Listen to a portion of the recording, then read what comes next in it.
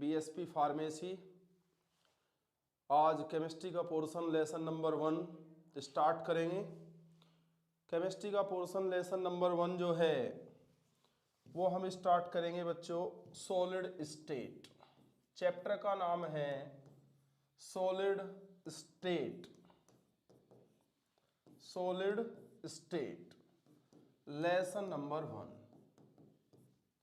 पहले मैं इसकी थोड़ी बेसिक जानकारी आपको देता हूं। सॉलिड, सॉलिड का मतलब होता है ठोस और स्टेट का मीन्स होता है अवस्था, यानी कि ठोस अवस्था। तो पहले हम सॉलिड के बारे में थोड़ा आपको बेसिक जानकारी दे देते हैं, क्योंकि इस चैप्टर में हमें केवल सॉलिड के सब्जेक्ट के बारे में पढ़ना है कि सॉलिड क्या होते हैं, क्या इसकी प्रॉपर्टीज हैं, कितने टाइप्स हैं। तो सॉलिड के बारे में बात करेंगे। देखिए, कोई भी मैटर जो होता है, कोई भी मैटर वो 3 फॉर्म्स में प्रेजेंट होता है। 3 फॉर्म्स में। पहले बात कर लेते हैं मैटर की। मैटर क्या होता है? मैटर हम किसी भी सबस्टांस का नाम ले दीजिए, चाहे वो वाटर हो, एयर हो, स्टोन हो, ब्रिक्स हो, कुछ भी बोलिए, मार्कर हो, XYZ जो भी आप बोल रहे हैं, एवरीथिंग इज मैटर। हर कोई मैटर है। मैटर मीन्स यानी कि हर कोई द्रव्य है। वैसे इसकी भी डेफिनेशन होती है कि मैटर क्या होता है। विच ऑक्यूपाइज मास, यानी कि जिसमें द्रव्यमान होता है, एंड कवर्ड द स्पेस, जो स्थान घेरता है। सपोज दैट ये मार्कर है, मार्कर में मास है, मास है यानी कि द्रव्यमान होता है। ऑक्यूपाइज स्पेस, यदि मैं इस मार्कर को यहां रख देता हूं तो ये स्पेस को कवर करता है, स्पेस को कवर करता है, स्पेस को कवर करता है, स्पेस कवर करता है। हर इस सबस्टांस को जिसमें मास होता है, स्पेस को कवर करता है, उस सबस्टांस का नाम होता है मैटर। क्या होता है बच्चों? मैटर होता है। और मैटर जो होता है वो 3 फॉर्म्स में प्रेजेंट होता है, यानी कि मैटर जो होता है वो 3 अवस्थाओं में पाया जाता है। पहली अवस्था का नाम होता है ठोस अवस्था, जिसे हम सॉलिड बोलते हैं। दूसरी होती है द्रव, जिसे हम लिक्विड बोलते हैं, लिक्विड। और तीसरी होती है गैस, और जिसे हम हिंदी और इंग्लिश दोनों में गैस ही बोलते हैं। सॉलिड, लिक्विड, गैस, ठोस, द्रव, गैस। इस चैप्टर के अंदर हम केवल सॉलिड के सब्जेक्ट के विषय में पढ़ेंगे कि सॉलिड क्या होते हैं। सॉलिड क्या होते हैं? सॉलिड हम उस सबस्टांस को बोलते हैं कि जिसका वॉल्यूम और मास और वॉल्यूम दोनों फिक्स होते हैं, दोनों कांस्टेंट होते हैं, दोनों डेफिनेट होते हैं। हर उस सबस्टांस का नाम सॉलिड है। यानी कि सॉलिड हम उस सबस्टांस को कहेंगे कि एवरी सबस्टांस हैविंग, या दो सबस्टांस हैविंग, ऐसे पदार्थ जिसमें definite shape and volume, definite shape and volume, यानी कि जिनका आयतन और आकार दोनों फिक्स होते हैं, दोनों निश्चित होते हैं, उस सबस्टांस को हम बोलते हैं बच्चों सॉलिड। तो अब चैप्टर के चलते हैं अंदर, क्योंकि ये बेसिक जानकारी थी कि मैटर क्या होता है, मैटर किस किस फॉर्म में मिलता है, सॉलिड, लिक्विड, गैस में मिलता है। फिर हम सॉलिड के विषय में जानेंगे कि आखिर सॉलिड हमारे होते क्या हैं। ठीक है, सॉलिड हमारे होते क्या हैं भाई? सॉलिड हमारे होते क्या हैं?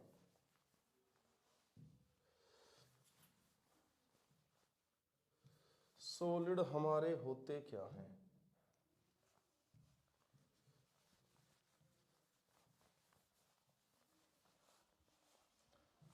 सॉलिड हमारे होते क्या हैं भाई?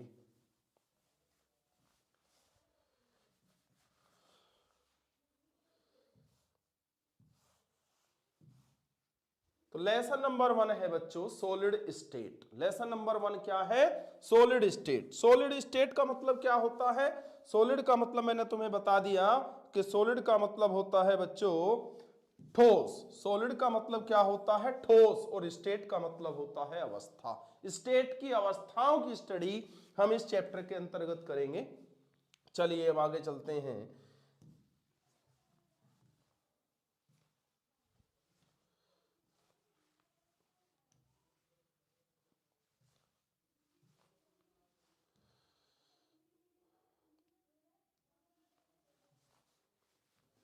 सॉलिड स्टेट,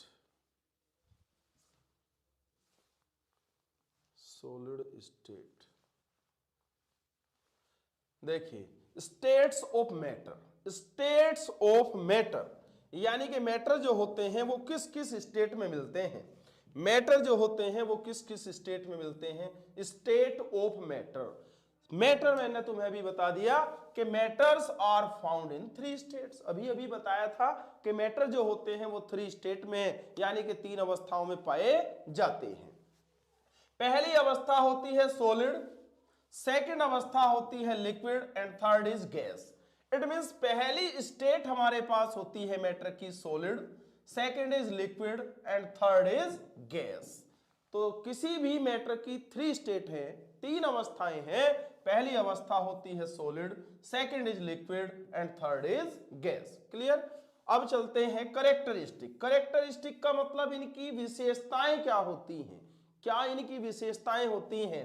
देखिए, सॉलिड जो होते हैं उसके इंटरमोलिक्यूलर फोर्सेस होते हैं।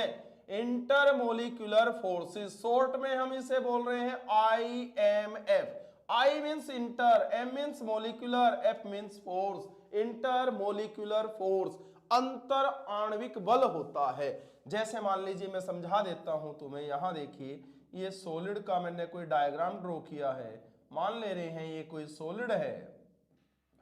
क्या है ये? सॉलिड है। सॉलिड मान लिया ये फिर मैंने मान लिया दूसरा, इसे मैंने A मान लिया। ये हमारा B है। ये हमारा क्या है भाई? सॉलिड। ये हमारा क्या है? लिक्विड। और ये मैंने तीसरा लिया, ये है हमारे पास गैस। तो ये सॉलिड, ये लिक्विड और ये गैस। नंबर ऑफ मॉलिक्यूल किसमें ज्यादा दिखाई दे रहे हैं? नंबर ऑफ मॉलिक्यूल यदि ध्यान से देखें तो इसमें नंबर ऑफ मॉलिक्यूल ज्यादा है। इसमें नंबर ऑफ मॉलिक्यूल कम है और इसमें नंबर ऑफ मॉलिक्यूल और भी कम है। इट मींस जैसे ही आप इधर की तरफ मूवमेंट कर रहे हैं, सॉलिड टू गैस जा रहे हैं, नंबर ऑफ मॉलिक्यूल्स डिक्रीज होते जा रहे हैं, कम होते जा रहे हैं। अब ये एक मॉलिक्यूल, ये दूसरा मॉलिक्यूल, ये फर्स्ट मॉलिक्यूल, ये सेकंड मॉलिक्यूल, इन मॉलिक्यूल के बीच में जो फोर्सेस लगेगा वो स्ट्रॉन्ग होगा, स्ट्रॉन्ग फोर्सेस होगा। इसका मतलब सॉलिड जो होते हैं उसके नंबर ऑफ मॉलिक्यूल ज्यादा होने की वजह से स्ट्रॉन्ग इंटरमोलिक्यूलर फोर्स अप्लाई होता है। तो वही लिखा है intermolecular forces. Intermolecular forces solid में कैसा होता है? स्ट्रॉन्ग होता है। अब यदि मैं चलता हूं गैस में, गैस में आपने नंबर ऑफ मॉलिक्यूल ज्यादा कम दिखाई दे रहे हैं, बहुत रेयर क्वांटिटी में है। तो इसका मतलब यह है कि इस मॉलिक्यूल से इस मॉलिक्यूल के बीच में जो इंटरमोलिक्यूलर फोर्स लगेगा वो वीक इंटरमोलिक्यूलर फोर्स होगा। तो गैस के बीच में वीक इंटरमोलिक्यूलर फोर्स होगा।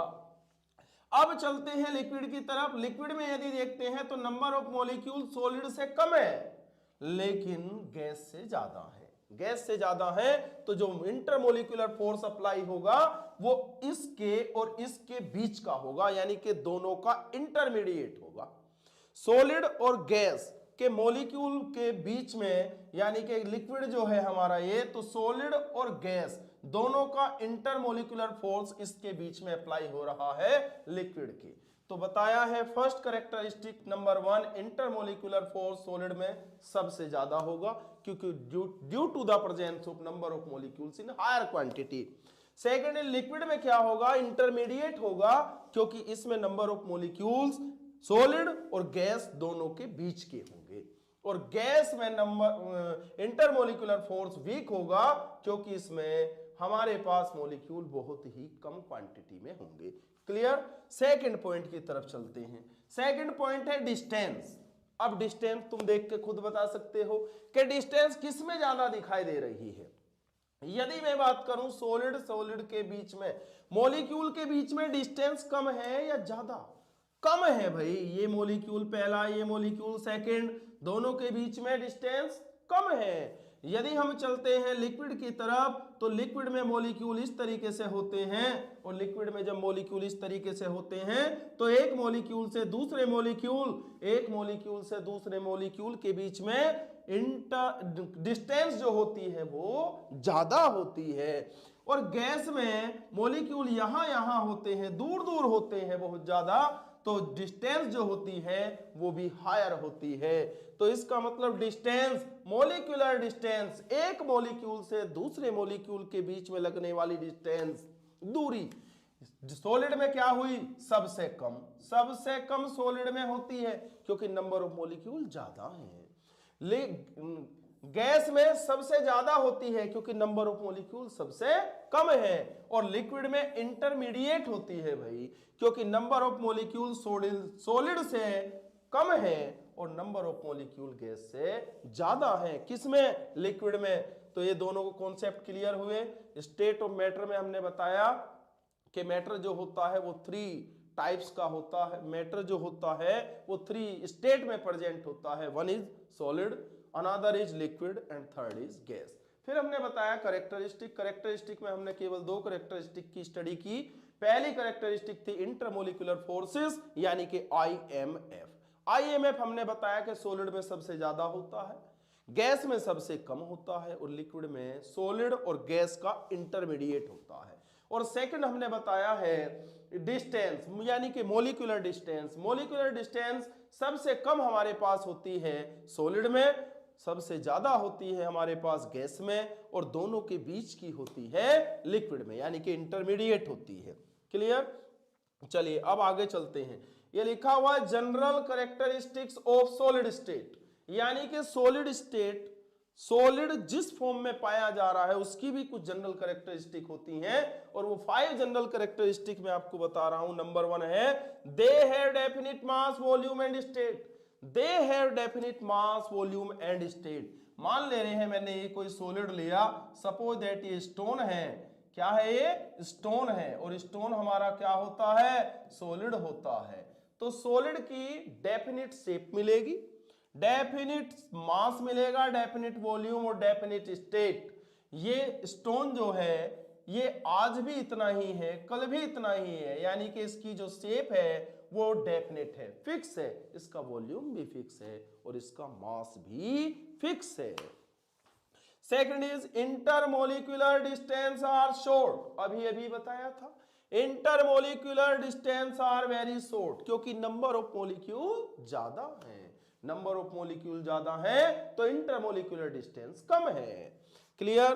Third is intermolecular forces are strong, अभी बताया था ऊपर, इंटरमोलिकुलर फोर्सेस आर स्ट्रॉन्ग, क्योंकि नंबर ऑफ मॉलिक्यूल जितने ज्यादा होंगे इंटरमोलिकुलर फोर्स भी उतना ही ज्यादा अप्लाई होगा। Third is there constituent particles have fixed position, यानी कि इनके जो कॉन्स्टिट्यूएंट पार्टिकल्स हैं ये इनकी एक फिक्स पोजीशन होती है।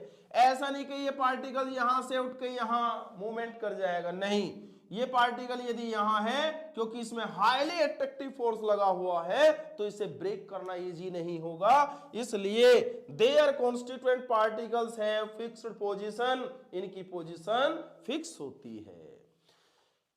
Next is they are incompressible and rigid, इसे ध्यान से समझ लीजिए, इनकंप्रेसेबल एंड रिग्ड। इनकंप्रेसेबल को हम यदि मैं बात करूं तो असंपीड्य बोलते हैं, क्या बोलते हैं, असंपीड्य, और रिग्ड को कहते हैं हार्ड, और हार्ड का मतलब सब जानते ही हैं, हार्ड का मतलब होता है कठोर, यानी कि दे आर इनकंप्रेसेबल, इनकंप्रेसेबल का मतलब असंपीड्य। जैसे मान ले रहे हैं मैंने ये कोई सॉलिड रख दिया, अब ये सॉलिड अपने आप मूवमेंट करता हुआ यहां तो आएगा नहीं, या आ जाएगा नहीं, लेकिन मान लीजिए मैं यहां वाटर रख देता हूं और वो वाटर अपने आप मूवमेंट करके हो सकता है यहां फ्लो कर जाए। यहां ऑक्सीजन गैस है, वो एवरी पॉसिबल डायरेक्शन में मूवमेंट करके खुद जा सकती है ना, इसका मतलब लिक्विड और गैस कंप्रेसेबल होते हैं और जबकि हमारा सॉलिड जो होता है वो इनकम्प्रेसिबल होता है, असंपीड्य। इट मींस वो अपने आप खुद ग्रो नहीं कर सकता है। ग्रो का मतलब वो मूवमेंट नहीं कर सकता one place to another place. And rigid, rigid का मतलब क्या होता है? हार्ड, और हार्ड का मतलब होता है कठोर। सब जानते ही हैं कि सॉलिड है, मान लीजिए ये आयरन का टुकड़ा है, आयरन का पीस है, लोहे का टुकड़ा है ये, तो ये कैसा है? सॉलिड भी है और हार्ड भी है, इट मींस रिग्ड है। तो 5 प्रॉपर्टीज हैं, they have definite mass, volume and state. Intermolecular forces या intermolecular distances are short, intermolecular distances are short. Third is intermolecular forces are strong, दोनों एक दूसरे का उल्टा होते हैं। Their constituent particles have fixed position, इनके कॉन्स्टिट्यूएंट पार्टिकल्स की फिक्स पोजीशन होती है। They are incompressible and rigid, इनकी जो प्रॉपर्टी है वो असंपीड्य होती है, और ये कैसे होते हैं? कठोर होते हैं, इट मींस हार्ड होते हैं। क्या होते हैं? हार्ड होते हैं। ठीक है, यहां तक क्लियर है? तो यहां तक हमने आपको बताया कि मैटर जो होता है वो 3 स्टेट में प्रेजेंट होता है। पहली स्टेट हमने आपको बताई सॉलिड, सेकंड स्टेट हमने आपको बताई लिक्विड, थर्ड स्टेट हमने बताई आपको गैस। फिर हमने सॉलिड की 2 प्रॉपर्टी के विषय में जाना, सॉलिड स्टेट की 2 प्रॉपर्टी हमने बताई। पहली इंटरमोलिकुलर फोर्सेस जो होता है वो सॉलिड में सबसे ज्यादा, गैस में सबसे कम, और लिक्विड में इंटरमीडिएट होता है। ऐसी ही दूसरी प्रॉपर्टी बताई है डिस्टेंसेस या मोलिकुलर डिस्टेंसेस, वो गैसेस में सबसे ज्यादा होता है, सॉलिड में सबसे कम होता है, और लिक्विड में इंटरमीडिएट होता है, इंटरमीडिएट होता है। चलिए भाई अब आगे चलते हैं। States of matter, states of matter.